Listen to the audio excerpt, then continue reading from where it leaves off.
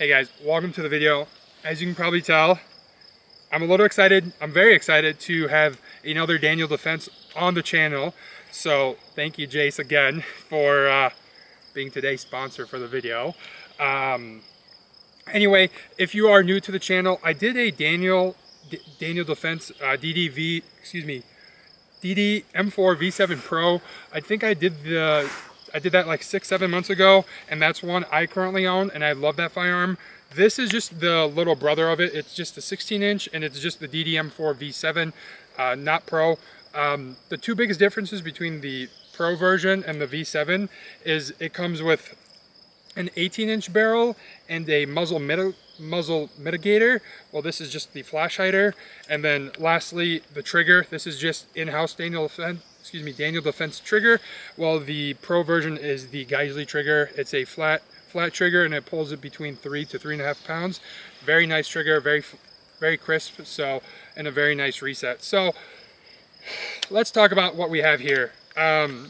We just have some Magpul irons. We do not have an optic on it currently, and we're going to just run it with irons for a little bit. We have this little hand stop. I don't know what brand this is, to be honest, and it has this little texturing here. I believe that came with this little hand stop.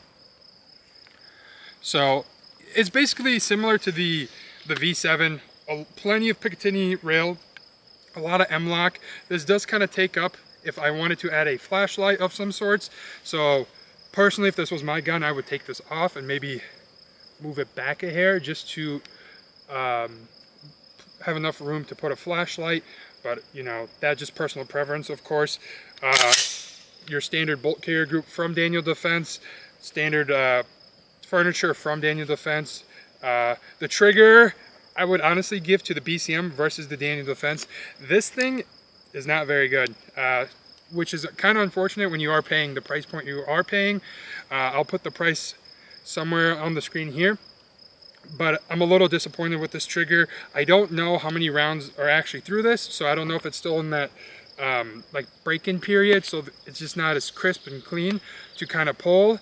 And obviously just your regular Daniel stock, and that is kind of it. Yeah, I guess the only thing, I have shot it a little bit, and you'll probably see here in the footage when we do put some rounds down range, this thing's loud. I would probably have to give it to the flash hider. It just doesn't do a good job pushing the gas like forward, or I'm not sure exactly what it is. I'm assuming it's just with the flash hider here, just not pushing any gas out towards, yeah, I'm not sure. You'll see this gun's very loud. The biggest pro, honestly, of this gun, it is super light. I mean, this weighs in probably, I think I would say this is lighter than the MPX we held last week, or excuse me, that we held the MPX that we held a little bit ago. This thing is like, you can just kind of throw it around. I would treat it like bag of chips almost. It's just pretty light, easy to maneuver. So I think that's it. Yeah, let's grab a mag here and we'll put some rounds down range, but we'll talk about it more after you guys kind of hear it. But I'm not very impressed with it right now, so let's put some rounds down range. All right, we're gonna put some rounds down range here. I'll put like, what do I got here, like 4, 5, and we'll just kind of chat with.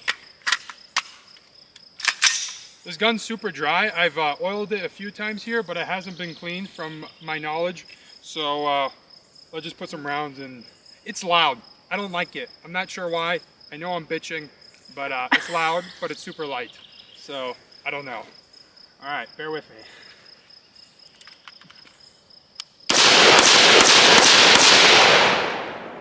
Yeah, it's super fucking loud. I was like scared.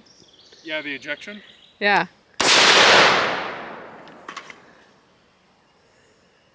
The ejection's not bad, actually. I think I was too close at first. Oh, yep.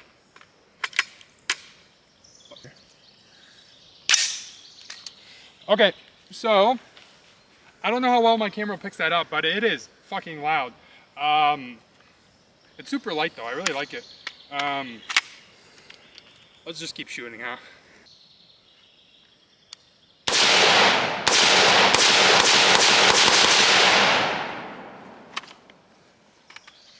Yeah, it's nice. That trigger, let's show you guys how that trigger operates here.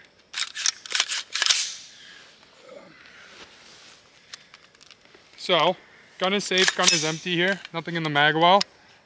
So, let's listen for that crisp.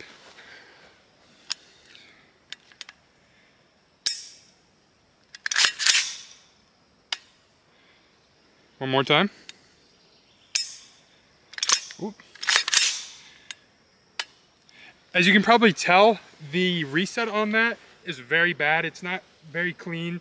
As soon as you kind of let your finger off, it just resets right away. Owning both firearms, it puts me in a little bit of a caveat, because obviously you could probably just, I know you can just change the muzzle. I think it would need a new muzzle. I'm not a big fan, and I personally don't like flash hiders. I never have for some reason. I would either get a comp, or I personally, my favorite are muzzle brakes. It's a little bit louder to bystanders, but for the shooter it's a little bit quieter. That's just personal preference for me, of course. Overall, owning both firearms, I do think this is a good purchase, especially that it is a lot cheaper compared to the Pro version. My biggest attraction to this gun right now is how light it is. I know there's no optic on it like an EOTech, which would add a lot of weight to it.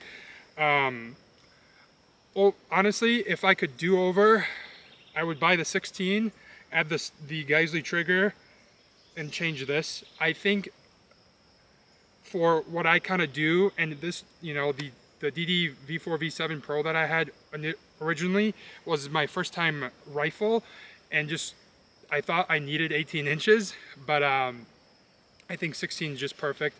Like I said, my biggest attraction to it is how light it is. It's just so easy to wield.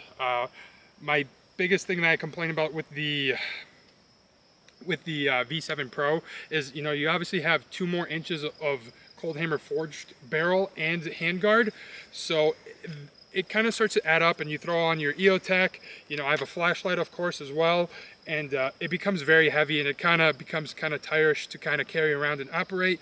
So I guess if you're a brand new shooter and you wanted to kind of buy a top tier firearm, I definitely do recommend their a Daniel Defense. The bolt carrier group, the charging handle, everything just works phenomenally. You know, you have a forward assist right here, brass deflector, excuse me, a shit ton of Picatinny, a lot of M-lock for your, you know, your flashlights, vertical grips, whatever. So yeah, I think if I could have a do-over, I would definitely buy a 16. I am very impressed with it. Like I kind of said, I think the biggest thing for me is I'm not sure why it's so loud. If I would make a hypothetical guess here, I'm guessing it's the flash hider, but yeah, so I don't know, this is just a really short video. I'll put a little bit more shooting here for you guys, but overall I do recommend a Daniel Defense always. Do you need to spend $1,800, or, you know, I don't know the MSRP on this thing right now, but if I were to assume anywhere between $1,700-ish for this, if it's your first time, I would say buy a cheaper firearm, a cheaper AR-15, excuse me. Buy yourself a decent optic. Hollow Suns, or some people might hate them, or yeah, Hollow Suns, but I do truly like them, and they're pretty affordable. And then buy yourself a lot of ammo and just get out there and train. So save your money sometime. If you have money, buy yourself a Daniel Defense. If you don't have money, don't try to, what's the word I'm looking for? If you don't have a lot of money, don't buy a Daniel Defense. If you have money to blow, buy yourself a DD. It'll outlast you for sure. You'll pass it on to your grandkids, and get out there and train. Thank you guys so much for watching. Consider subscribing to the video, and